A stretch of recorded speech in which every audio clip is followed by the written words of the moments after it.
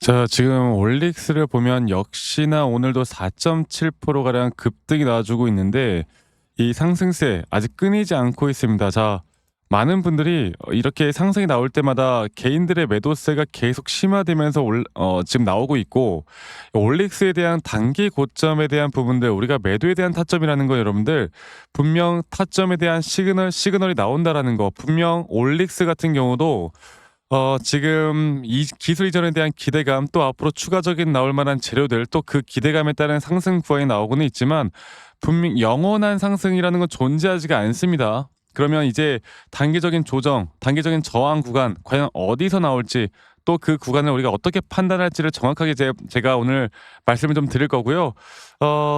근데 물론 저는 아직 고점은 더 남았다 봐요.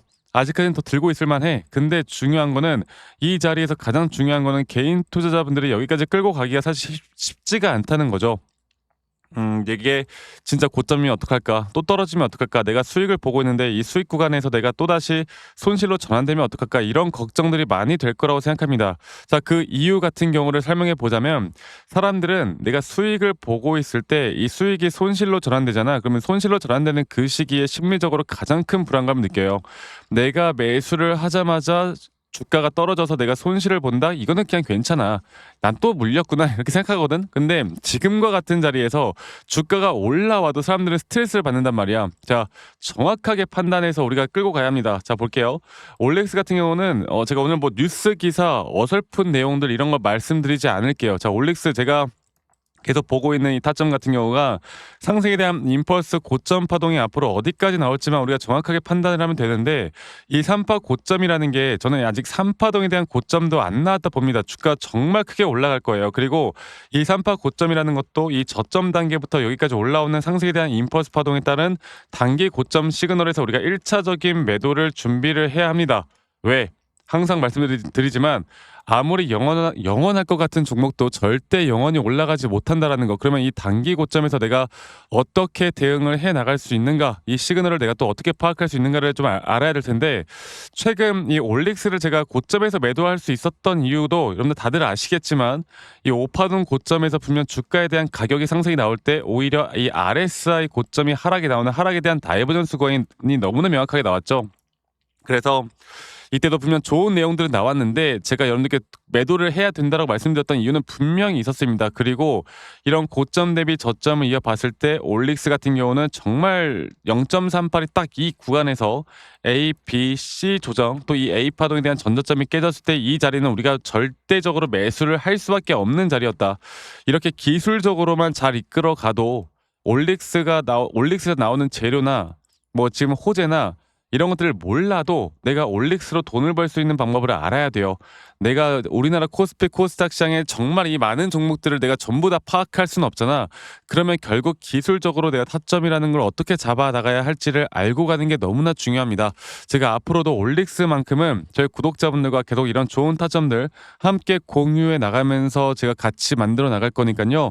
지금 밑에 보이는 번호로 올릭스 관련해서 저 박프로와 함께 하고 싶으신 분들은 밑에 있는 번호로 저에게 올릭스 종목명이 올릭스라고만 문자 한 통 좀 빠르게 남기시면 제가 저희 구독자방에 다 참여할 수 있도록 도움을 드릴 거니까 많이들 꼭 참여하시길 바라겠고요.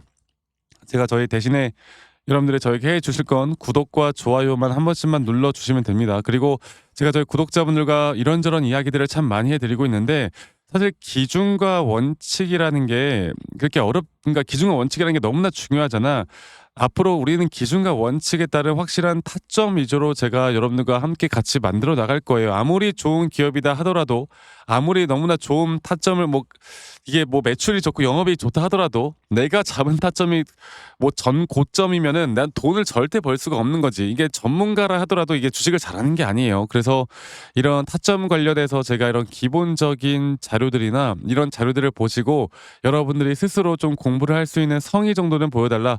이것만 여러분들 잡아가시면 올릭스뿐만 아니라 우리가 앞으로 어떤 다양한 종목을 잡더라도 여러분들에게 분명히 도움이 될 수밖에 없는 그런 내용들 제가 앞으로 계속 함께 나갈 겁니다. 아시겠죠? 자, 그래서 제가 이런 부분들과 함께 앞으로 올릭스는 여러분 너무 걱정하지 마시고요. 네. 뭐 걱정할 게 없지. 주가 올라가는데. 이 단기 고점 과연 어디서 나올지에 대해서 제가 여러분들과 함께 같이 만들어 나갈 거니까 많이 꼭 참여하시길 바라겠고, 제 영상 밑에 이 더보기란을 눌러 보시면 또 링크가 하나 있어요. 설문지 링크인데 만약 여러분들이 들고 있는 종목들 중에 내가 좀 물려 있는 종목이 있거나 아니면 내가 신규로 매수 타점을 좀 잡아 나가는 종목이 있는데 여기에 대해서 어떻게 내가 좀 대처를 해야 될지 모르겠다라고 하는 종목이 있으면 간단하게 여러분들이 들고 있는 종목명, 평단, 비중 간단하게만 작성하신 다음에 저에게 제출하시면 제가 개인적으로 이런 피드백 다 도움을 좀 드릴 거니까 이 부분도 여러분들 꼭 참여해 주셨으면 좋겠습니다. 제가 개인적으로 한 분도 빠짐없이 피드백을 다 해드리도록 할게요. 아시겠죠? 자, 그리고 한 가지만 더 이야기 드리고 싶은 게 있는데 다시 한번 말씀드리지만 저는 주식이라는 걸 약 15년 정도를 하면서 여러분들과 함께 제가 예전에도 정말 빚이 많았어요. 그래서 저는 주식으로 무조건 돈을 벌어야 되는 상황이었어. 근데 결국에 이렇게 욕심을 가지고 하다 보니까 모든 일을 다 그르치더라고.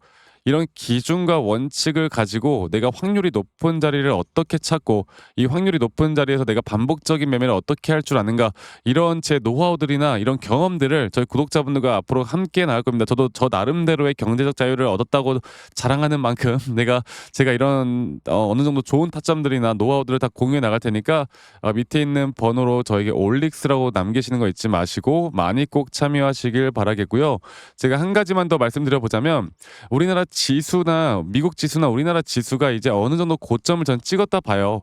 앞으로 시장이 조금 하락 추세로 이제 전환되는 그런 날이 온다라고 했을 때 과연 우리가 하락에 대한 시장에서도 돈을 벌 수 있는 방법은 없지 있지 않을까? 내가 해지 모드로 안정성 있게 좀 끌고 나갈 수 있는 방법은 있지 않을까? 이런 부분들에 대해서 제가 다시 한 번 더 여러분들에게 말씀을 좀 드리도록 하겠습니다. 네.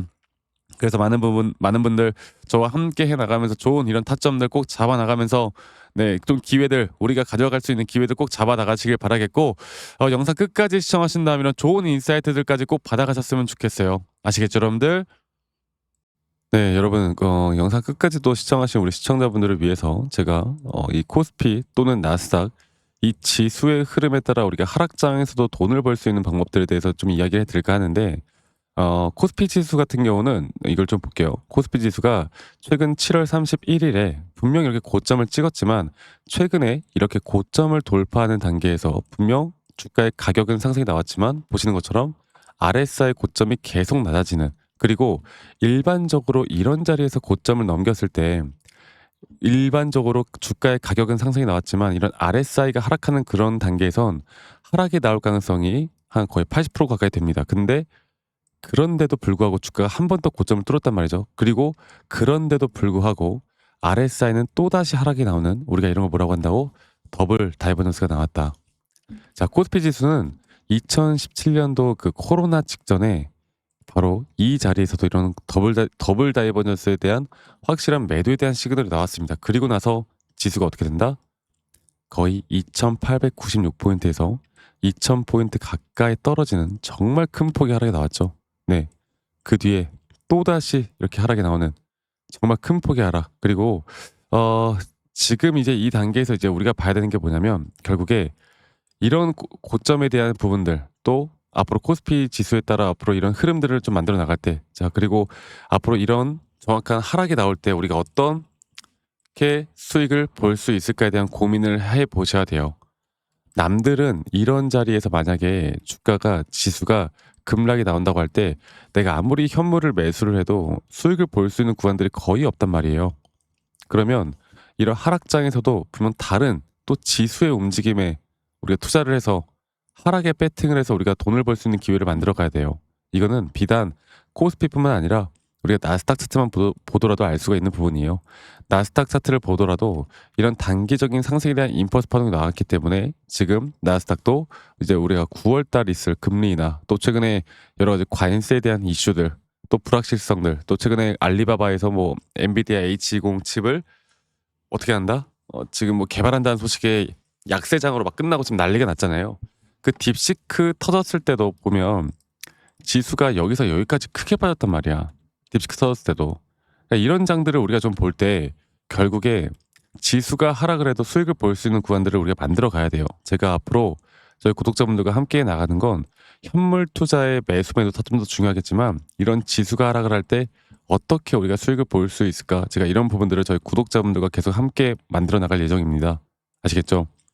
지금 오히려 우리가 수익을 볼 수 있는 고점에 대한 구간들, 앞으로 하락할 때 내가 수익을 어떻게 볼 수 있을지에 대한 너무나 좋은 타이밍이기 때문에 이런 부분들 여러분들 놓치지 말고 저와 함께 나가면서 이런 부분들에 대해서 이제 좀 도움을 받고 싶다라고 하시면 말씀드렸던 대로 이 밑에 있는 번호로 저에게 지수라고 합시다.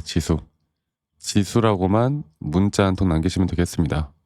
아시겠죠? 지수라고 문자 한 통 남기시면 되겠고, 말씀드렸던 대로 저희 구독자분들과 제가 함께하고 있으니까요. 구독, 좋아요 한 번씩만 눌러주시고, 앞으로 우리는 하락을 하던 상승을 하던 어떻게 우리가 이런 타점을 정확하게 잡을 수 있을까에 대해서 고민을 많이 해봐야 돼요.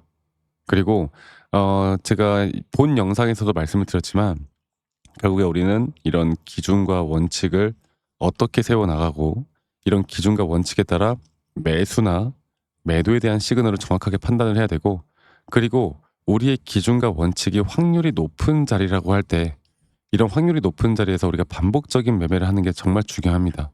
네.